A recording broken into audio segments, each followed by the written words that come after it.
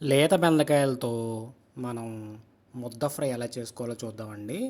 KG లేత బెండకాయలు తీసుకొని శుభ్రంగా నేను చూపిస్తున్న విధంగా కడుక్కొని ప్లేట్లో ఇలా చిన్న చిన్న ముక్కలుగా కోసుకొని పెట్టుకోండి. ఇలా చిన్న చిన్న ముక్కలు కోసుకోవాలండి.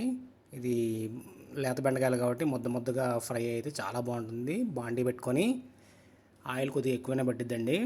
ఒక 4 నుంచి 5 టేబుల్ స్పూన్ ఆయిల్ వేసుకోండి.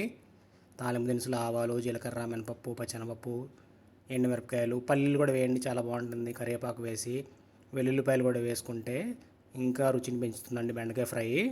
మనం కోసి పక్కన పెట్టుకున్నామండి బెండకాయలు చిన్న చిన్న ముక్కలుగా, అవి కూడా బాండీలో వేసుకొని పసుపు వేసుకొని మూత పెట్టి బెండకాయలు జిగురు ఉంటుంది కదండి, జిగురంతా పోయేదాకా వేపుకోండి.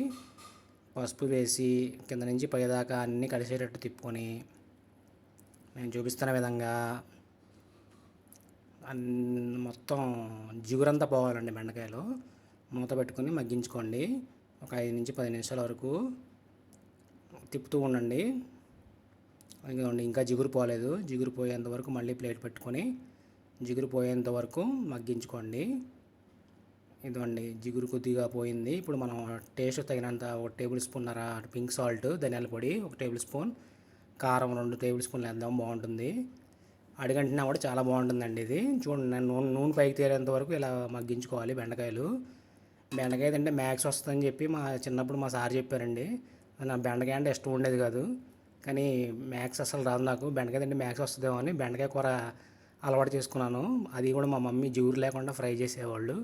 చాలా నచ్చేది నాకు. ఆ వేడివేడి అన్నం వేసుకుని తింటే టేస్ట్ మాత్రం అదిరిపోయేది. నా ఛానల్ నచ్చితే సబ్స్క్రైబ్.